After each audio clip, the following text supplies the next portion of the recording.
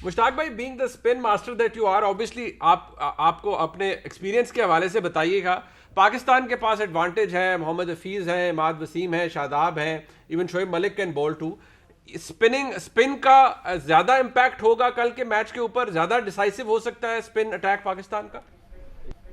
आवाज़ दोनों को बहुत कम है। जी बिल्कुल, इसकी रीज़न ये है कि न्यूजीलैंड यूज टू नहीं है उनके बैट्समैन स्पिनर्स के ऊपर, ज़्यादातर उनको मैचेस मिलते नहीं हैं और उनकी जो पिचें होती हैं वो सीमर्स के लिए इफेक्टिव होती हैं। तो आई थिंक जो वो उनकी जो टेक्निक्स हैं वो फास्ट बॉलर के खिलाफ अच्छी है और स्पिनर्स का रोल न्यूजीलैंड के खिलाफ तो बहुत ही इंपॉर्टेंट हो जाएगा। सबसे बड़ी खुशाइन बात जो है कल है वो जो मुनीब सबसे इंपॉर्टेंट चीज़ है वो ये आप देखिए कि शादाब के पहले 2 ओवरों के बाद जब दोबारा उसने 2 ओवर किए हैं और उसने आके पंट को आउट किया और जो वो 2 ओवर उसने बहुत अच्छे किए हैं, उससे उसका confidence level as a leg spinner बहुत हाई होगा। और उसके बाद इमाद वसीम जो है हमारा पावर प्ले में 2 ओवर करते हैं जो कि बहुत ही इफेक्टिव हैं। नॉर्मली जो ओपनर्स होते हैं वो स्पिनर्स के खिलाफ यूज टू नहीं होते, स्पेशली न्यूजीलैंड के जो बैट्समैन होते हैं वो ऐसी पिचों के ऊपर कभी भी जो होते हैं ना स्पिनर्स को ज्यादा फेस नहीं करते अपने डोमेस्टिक क्रिकेट में या अपने इंटरनेशनल लेवल पे। तो आई थिंक हमारा कॉम्बिनेशन बहुत जबरदस्त है। मिडिल में हम जब 6 ओवर करके हटते हैं तो उसके बाद हमारे पास जो वेरिएशन में बॉलिंग आ जाती है वो हसन अली की शक्ल में और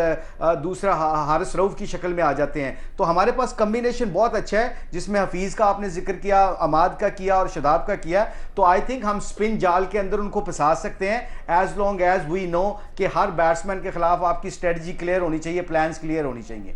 इंजमाम भाई, ये भी बताइएगा कि ऑब्वियसली पाकिस्तान ने बहुत बड़ा माइलस्टोन अचीव किया है भारत के खिलाफ। आपने भी बहुत ज़्यादा क्रिकेट खेली है, मुतअद्दिद दफ़ा भारत को हराया है, लेकिन इतनी हिस्टोरिक विन को 38 साल के बाद पाकिस्तान ने 10 विकेटों से हराया है भारत को।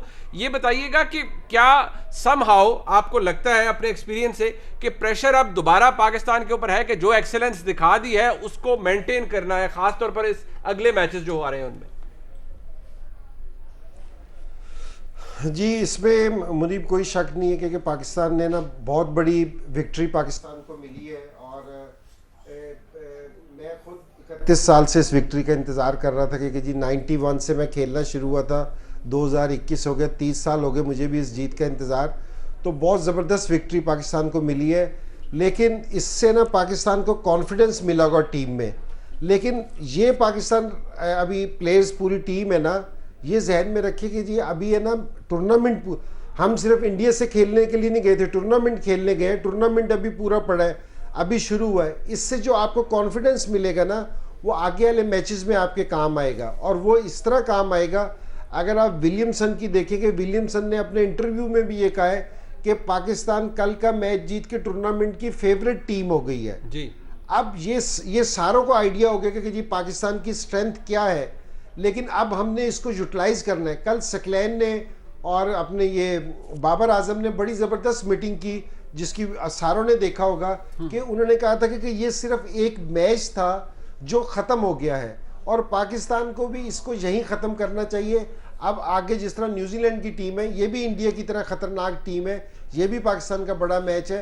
इंशाल्लाह जिस तरह पाकिस्तान जीतेगी, एक तो पाकिस्तान का प्लेयर का टीम का कॉन्फिडेंस लेवल बढ़ेगा और दूसरी टीमों पे भी प्रेशर पड़ेगा जिस तरह पाकिस्तान खेल रहा है।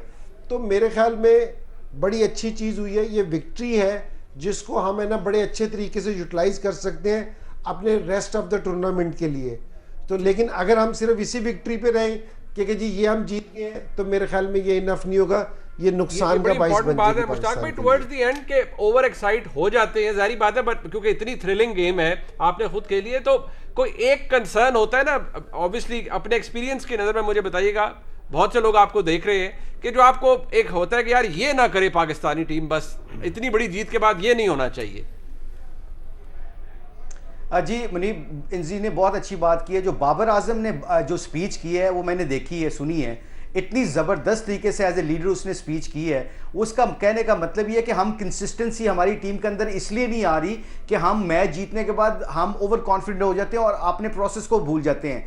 तो ये मैसेज बड़ा क्लियर बाबर आजम ने अपनी पूरी टीम को दिया है कि अगर टूर्नामेंट जीतने के लिए और ऊपर वाली टीमें बनने के लिए आपको एक फंडामेंटल रूल एंड रेगुलेशन की जरूरत है, वो है अपने प्रोसेस को याद रखो। Every match you go in, you got to remember your process. जब आप आउटकम का ज्यादा सोचने लग जाते हो तो फिर आपके प्रोसेस आपको जेहन में नहीं रहते, उसकी वजह से आप एकदम फेलियर आता है और पैनिक हो जाते हो। जैसे आपने क्वेश्चन किया है कि पैनिकिंग, जब एक्सपेक्टेशन किसी भी प्लेयर और टीम पे आती है ना, तो फिर उसके बाद टीमों के टेम्परामेंट का पता चलता है। हमारे बाबर आजम की स्पीच से ये लगता है कि पीपल नो कि अब हमें टूर्नामेंट जीतने के लिए पिछला मैच भुलाना पड़ेगा और अगले मैच न्यूजीलैंड की स्ट्रेटजी बनाएं, उनके बैट्समैनों को देखें, उनके बॉलर्स को देखें और उनके ऊपर फोकस होके अपने प्लान को एग्जीक्यूट अगर हमने सही तरीके से किया ना, आई एम श्योर इंशाल्लाह they can repeat that success again.